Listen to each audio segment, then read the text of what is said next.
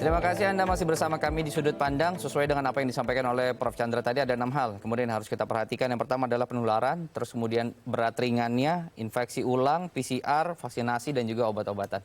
Saya mau masuk ke yang penularan, Prof. Karena kita mau Nataru sebentar lagi, PPKM ketiga ini baru di tanggal 24 sampai dengan Januari nanti. Apa yang harus kita waspadai dari hal tadi penularan tadi? Ada yang bilang, ada yang menyampaikan bahwa ini 5 kali lipat lebih tinggi dari Delta. Ada juga yang bilang 10 gitu. Sebetulnya angka yang mana yang benar, dan di luar angka itu apa kemudian harus kita waspadai dari hal penularan tadi? Karena ada perubahan 30-an mutasi, dan karena tadi masih mau sebut soal Nataru, dan yang ketiga karena kita memang harus tetap waspada, jadi kita memang terus harus melakukan waspada, begitu ya. Yang apa yang kita lakukan adalah sebagian tadi, atau semua sudah disampaikan Dokter Mas Darian, sebenarnya nomor satu pembatasan sosial. Pembatasan sosial itu punya dua aspek, punya dua sudut pandang kalau pakai nama acara ini ya. Dari sudut pandang kita anggota masyarakat dan dari sudut pandang pemerintah. Dari sudut pandang kita anggota masyarakat, kita harus tetap melakukan 3M dan 5M secara ketat dan baik gitu.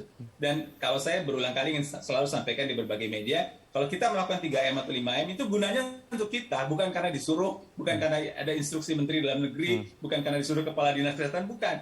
Itu kita melakukan 3M dan 5M itu untuk melindungi kita dan untuk melindungi keluarga kita.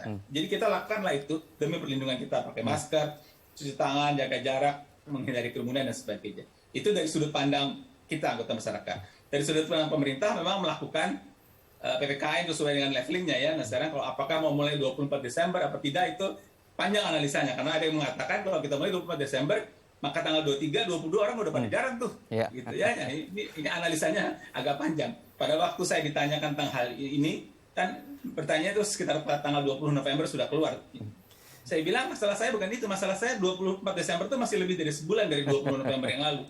Bukan tidak mungkin ada perubahan, bukan tidak mungkin kasus yang melandai itu tambah turun atau tambah naik, dan waktu itu saya bilang, bukan tidak mungkin ada varian baru. Saya sih bukan ahli meramal, saya cuma mau bilang bahwa untuk COVID ini dalam waktu sebulan banyak yang bisa terjadi. Dan kemudian memang sekarang ada ada Omicron. Itu soal yang pertama. Yang kedua tadi soal tes, trace, dan treat gitu ya. Jumlah tes itu selalu dikatakan bahwa sudah sesuai dengan standar WHO. Itu angka nasional. Sementara kita tahu ada provinsi yang tinggi, ada provinsi yang rendah. Jadi mestinya standar WHO itu diberlakukan untuk semua kabupaten kota, jangan hanya angka nasional. Begitu juga pelacakan, apalagi kalau memang nanti Omicron ini jadi masalah, maka tidak tepat kalau kita mengatakan targetnya 1 orang hanya lacak 8, itu tidak. Kita harus melacak semua orang yang mungkin kontak dengan orang itu. Ya, yang masih soal tes juga tadi sudah kita bahas, whole genome sequencing mesti ditingkatkan. Dan kalau kita menggunakan bahasa lain yang dikatakan Bu Mas Daniel tentang surveillance adalah mendeteksi cluster. Jadi kalau ada di kelompok orang di daerah tertentu atau di kantor tertentu ada beberapa orang yang sakit, atau satu rumah sakit menerima sekaligus masuk 5-6 orang dari lingkungan yang sama, itu yang namanya cluster, itu mesti dicurigai. Karena bukan tidak mungkin varian baru atau penyakit baru muncul dari cluster itu. Itu yang kedua. Dan yang ketiga adalah vaksinasi. Tadi kan sudah disampaikan vaksinasi ini harus terus ditingkatkan. Bu Mas Dalina bilang belum 50% orang divaksinasi. Itu kalau bicara nasional. Saya mau bicara yang lansia, yang umur-umur saya kan begitu. Kalau lansia itu lebih dari 65% belum mendapatkan vaksinasi memadai. Jadi ini memang harus digenjot terus. Jadi 3 hal ini yang penting. Plus satu lagi adalah soal dalam 3 hari ini semua WA bicara tentang Omicron dengan berbagai analisa sendiri-sendiri yang belum tentu benar. Jadi kita harus hindari hoax ini. Kita harus ikuti berita-berita yang benar dari sumber yang benar, dari Kementerian Kesehatan dari Satgas maupun dari manapun juga, dan juga dari acara sudut pandang TV kita ini. Baik, ibarat kita main sepeda, Prof. Kalau misalnya kemarin landai cukup kencang, nah Omicron ini jadi rem ya, untuk kembali kita mengingatkan agar tidak gelombang baru ya.